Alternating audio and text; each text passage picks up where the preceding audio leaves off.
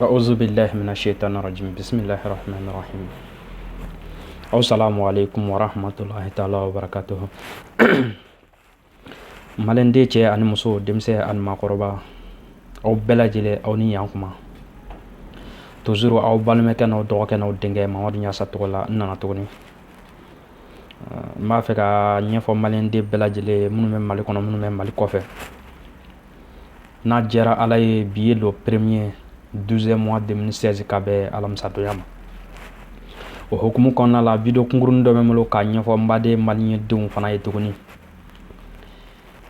n b'a fɛ n'a jɛra n kanuɲɔgɔnw ye minnu bɛ video lamɛn minnu bɛ video partager a ka di n ye u ka video nin partager a ka ca la kuma caman na ne t'a fɔ ko k'an ka video partager mais n b'a fɛ a ka nin partager a n'a kɔrɔ de bɛ ɲɔgɔn na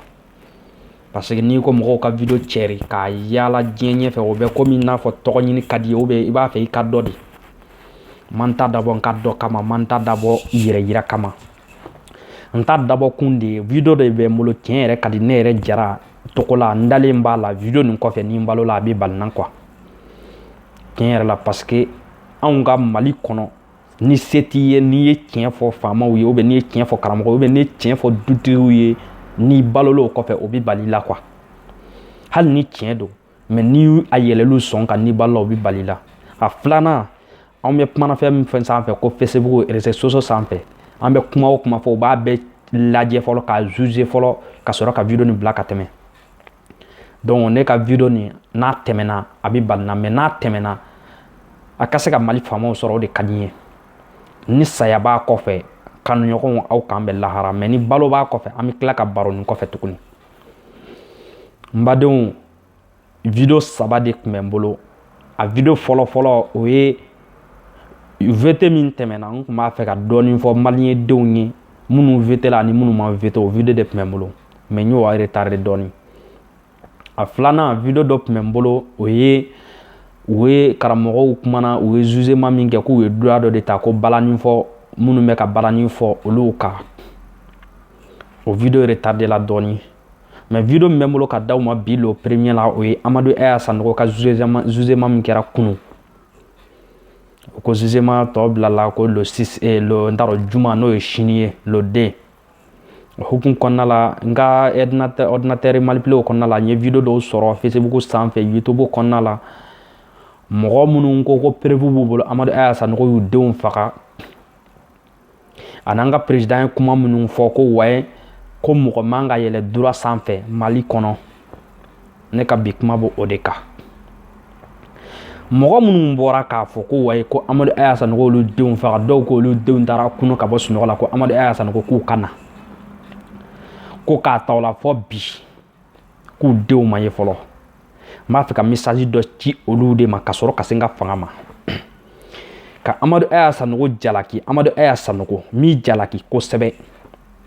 i ka jalaki lamɛn dɛ n'i y'a mɛn n b'a fɛ i kanuɲɔgɔnw ka video nin lase i ma ne jigin'i la kosɛbɛ ka da mun kan Amadu Aya Sanogo mɔgɔ minnu tun kan ka faga e m'olu faga o de ye ne jigi la minnu fagara u faga kunna n'i ye a kun fɔ an bɛn'o lamɛn jugement ne ma résultat sɔrɔ fɔlɔ n mago yɛrɛ tɛ résultat la fɔlɔ parce que a fɔra ko juma ni mun bɔra o kɔfɛ an bɛ tila ka kuma o kan mais ne kan t'o ma fɔlɔ kuma minnu de fɔra ka kɔn jugement ye ko o bɛ kɛ preuve ye i jalakibagaw bolo n bɛ ka kuma o kan ani an ka gouvernement ye kuma kɔrɔ minnu fɔ ka tɛmɛ ko les personnes n t'a dɔn n b'a fɔ cogo min na ko mɔgɔ si tɛ droit sanfɛ Mali kɔnɔ quoi ça veut dire droit de bɛ bɛɛ sanfɛ n bɛ ka kuma o de kan o ye mun ye n balimaw n'i kun y'a dɔn n balimamuso balimakɛ k'i den bɛ don sɔrɔsiya la a ka kalo sara dama kama Mali mako kun tɛ e den la i den de donna de ko faso jɔli ani joli faso jɔli dɛ o mana kɛ saya o pɛrɛlen do de kan i den de donn'o kama donc ni den sara anw bɛ zana dɔ da bamanankan na ko jɛgɛ kelen tumu o b'i jɛgɛ bɛɛ de tiɲɛ ni Amadu Aya Sanogo y'i den faga k'a fɔ ko waye ale bɛ ka Mali armée taramɛ ou bien jamana bi coron cogo min na o idée b'a bolo a y'a faga kunna ne de ko ten ni den sara lahara an bɛ taa kiti kɛ parce que ne b'a dɔn diɲɛ kɔnɔ dugukolo sanfɛ i mana kuma o kuma fɔ Ala b'i ɲininka la n y'o dɔn n ka kuranna kɔnɔ ni Ala ka diɲɛ Ala ka kuranna n y'a dɔn o kɔnɔ danfɛn tɛ dugukolo sanfɛ i mana fɛn o fɛn fɔ i b'i ɲininka la ko ne de ko ten maa maa bɛ du ci ni corriger togo ma sɔrɔ a la o kan ka éliminer ka bɔ du kɔnɔ de maa maa bɛ jamana ci ni corriger togo ma sɔrɔ a la kan ka éliminer ka bɔ jamana kɔnɔ de am ta jo ala ɲɛkɔrɔ k'o lankali ɲɔgɔn ɲɛna. Mon président Ibrahim Boubacar Keïta e de ko maa man ka yɛlɛ droit sanfɛ. Mɔgɔ fagata fɔlɔ-fɔlɔ tun ye IBK ye. N'a diyara i ye i bɛ se ka mun kɛ je suis prêt à tout. Ne ye fasoden de ye i tɛ ne ni maliyɛnya cɛ. I ye faama ye bi min y'i bonya o ye fanga ye mais ne ni bɛɛ ka kan maliyɛn denya la. Mali fana aw ma jɔ k'anw bila a kɔnɔ. Ministre de la justice o de tun ye fagata mɔgɔ fila-filanan ye. O de tun kan ka faga de. Parce que Mali kɔnɔ bɛɛ jɛnnen don n'a ye k'a fɔ faama fara fanda kan kunfin fanda karamɔgɔ kan bɛɛ jɛnnen don n'a ye k'a fɔ ni jugement donna i ni faama cɛ ou bien i ni waritigi cɛ fandanden ye e ta y'a ɲagama ye. E de kan ka faga fɔlɔ parce que e de bɛ droit sanfɛ droit tɛ e sanfɛ. Ministre de la santé aw bɛ k'a kɛ sobajɔ ni mobili basa ni avion basa min ye maliyɛn kɔnɔ dɔgɔtɔrɔso tɛ yen fandanden bɛ sa su ni tile ni den banana ni wari t'i kun i b'a fɔ ko k'an bɛ lahara ni muso kɔnɔma de don ni wari t'i kun k'a fɔ k'an bɛ lahara. O ye droit dɔ ye ou bien o tɛ droit dɔ ye. Maliyɛn den bɛ ka sa diɲɛ yɔrɔ yɔrɔ Mali droit y'a fɔ ten maliyɛn den mana sa diɲɛ yɔrɔ yɔrɔ Mali pɛrɛlen don k'a c'est à dire k'a a yɔrɔ ɲini fo k'a sidɔn de a filanan k'a ka kiiri ɲini k'a d'a ma. Aw de ko maa man ka yɛlɛ droit sanfɛ. Faransi dalen filɛ anw ka kɔrɔn fɛ nin su ni tile n'a ma diya président ye n'a ma diya Faransi président tɛ se ka se yen nɔ o ye droit dɔ ye wa. Gatiya ye anw ka armée Mali armée de don. K'u ti don Kidali Faransi de jɛnnen tɛ n'a ye k'u ti don Kidali o ye droit dɔ ou bien o tɛ droit dɔ ye. N b'a fɛ ka ɲininkali kɛ n'i y'a sɔrɔ Faransi ye Mali ye ou bien Mali ye Faransi ye a y'o fɔ ɲɛnaba ni Mali ye Faransi ta ye n'o ye droit dɔ ye a y'o jaabi. Malimanw Sanogo n jiginnila ka da kun jumɛn kan mɔgɔ minnu tun kan ka faga i m'olu fara ka tila k'a fɔ ne y'a fɔ Mali ye ka kɔrɔ Maliyɛn denw ye n ko Mali ka ɲɛtaga a ma nɔgɔ wa ne ɲɛ t'a solution na dernier vidéo la n y'o de fɔ n k'an ka ɲɔgɔn ɲininka jɔnni de ko Mali bɛ taa ɲɛ. Coup d'état tɛ kɛ diɲɛ jamana si kɔnɔ ko fagali t'i bɔ a la e den fagalen e den kelen o ye faso de ye.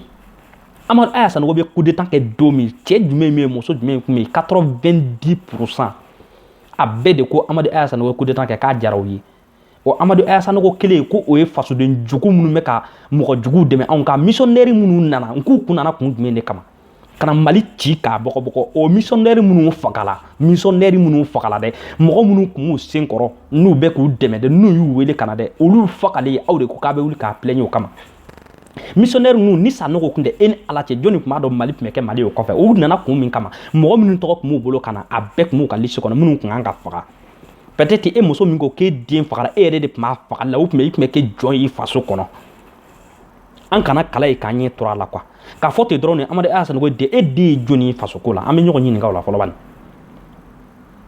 Ne y'o de fɔ Mali fɛn min Mali coro kan c'est à dire quoi k'an kɛ jɔn ye an faso kɔnɔ ka tila ka taa an kɛ geribu ye wali jamana kan Maliyɛn den bɛɛ nin ko k'ale kelen quoi ne kelen ale mago tɛ faso la maa wɛrɛ ka kungo ale mago s'o la e kelen den ye zéro ye Mali ko la quoi.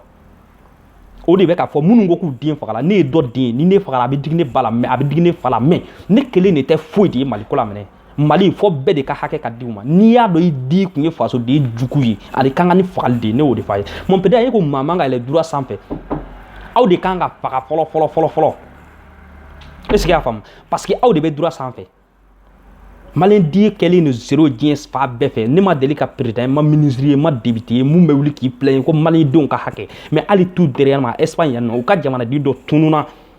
a kalo 3 ye nin ye sini jamana kan u b'a ɲinina su ni tile don o don u b'a fɔ u ka journal la n'u a ma ye a su ma ye foyi ma ye dabuw ye sunɔgɔ t'u ye Maliyɛn den bɛ sa diɲɛ dugukolo bɛɛ sanfɛ cɛ tɛ wuli k'i plaigner muso tɛ wuli k'i plaigner Mali kɔnɔ ye fana hali sini sɔgɔma militaires bɛ ka orbiriw bɛ k'an ka mɔgɔ faga kɔrɔn fɛ hali sini sɔgɔma cɛ tɛ wuli k'a kuma fɔ mais ni maa kelen sara Faransi hali sini sɔgɔma ni Faransɛ kelen sara hali sini sɔgɔma Mali journaliste n'an ka faama kafiri ninnu bɛ bɔ k'a yira télé la k'a yira na k'a fɔ k'u b'u ka nisɔngoya yira o kɔrɔ ye mun ye e fasodenw bɛ ka faga fu la i t'o yira o ka bɔ yen militaires ne y'o de fɔ a ye n ko ballon min bɛ Mali kɔnɔ aw n'anw ta de don n y'o fɔ a ye ka tɛmɛ an balima dɔ de dɛsɛlen filɛ nin ye mun y'i yɛrɛ ni de faso kama Jara Sama k'a filɛ nin Tunisie Mali faama bɛɛ b'a dɔn bɛɛ b'i yɛrɛ nɛgɛ de a banana faso lakanani kama a filɛ nin fi sabililayi ɲinina ka se k'a yɛrɛ furakɛ e ni Ala cɛ diɲɛ bɛɛ b'a kalama a bɛ ka vidéo kɛ k'a ka joliw n'a ka banaw sɔrɔ tɔgɔw fɔ k'o bila Facebook sanfɛ Mali fanga b'a kalama mon président o ye droit ye ou bien o tɛ droit ye komi i ko mankan man ka yɛlɛ droit sanfɛ ça veut dire aw bɛ k'anw kunfinw de jate ou bien anw minnu t'an ka droit dɔn k'anw bɛ ji ma an n'u fɛ de donc n b'a fɔ a ye sadiri Mali ka ɲɛtaga ne t'a sɔsɔ ni Amadu Aya Sanogo ma bila ko ne ko Mali faama cɛ o cɛ b'a minɛ ni c'est à dire a minɛ ni sira fɛ dɛ mɔgɔ mɔgɔ bɛ Amadu Aya Sanogo minɛbaw fɛ ko ne ko k'a bɛɛ k'a firi k'a bɛɛ janɛmɛ de ko ne ko ten ni mun bɔra kɔfɛ ni saya don je suis prêt à ça parce que a balima dɔ de filɛ nin ye mun ni di faso kama Seku Jara Sama kɛ ne balima tɛ n somɔgɔ tɛ mais faso den de don ne joli don parce que a y'i ni de di anw lakana kama Seku Jara Sama kɛ a filɛ nin ye hali sini sɔgɔma hali le den n'o ye sini ye sini sɔgɔma a dalen filɛ n'a ka joli n'a ka bana ye Tunisie Mali fanga de taara fili yen nin nɔ o ye droit ye o tɛ droit ye de jɔnni wulila kɛ militaire jumɛn wulila k'i plaigne ko nin a banana komi ale ma sa ale banana ko waye a bɛ k'a bantonné k'a kɛ zéro ye f'a ka tila ka fi sabila yɛrɛ ɲini tuguni k'a yɛrɛ furakɛ e ye militaire jumɛn ye Mali kɔnɔ min wulila k'i plaigne ko fo ka furakɛ aw bɛ avion ba sa ni soba jɔ min na nin ye fasoden dɔ de banna ne dalen ye aw ka bana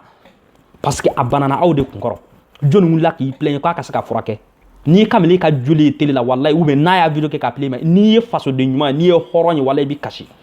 n'i ma se ka kasi i dusukun bɛ ɲigin wallahi aw bɛ k'o bɛɛ to yen nin nɔ c'est à dire ka tila kana fɔ ko mɔgɔ man ka yɛlɛ droit sanfɛ ni mɔgɔ banna kɛlɛda la a kan ka furakɛ fo ka taa fɔ a kɛlɛ ka tila k'a ka droit sara a ye tuguni e ni ala cɛ e k'o lajɛ aw b'a fɔ ko mɔgɔ man ka yɛlɛ droit sanfɛ o ye video kunkurunin ye k'o d'aw ma n b'aw bila nin yɔrɔ la ni ala ka jɛn inchallah ni jugement bɔra ni résultat min sɔrɔla n b'o lasaw ma tuguni nin y'aw balimakɛ n'aw denkɛ n'aw dɔgɔkɛ Mamadu Ɲasa tɔgɔ la ka video kunkurunin k'o lasaw ma n b'a fɔ ko aw salamu aleykum wa rahmatulahi taala wa barakatuhu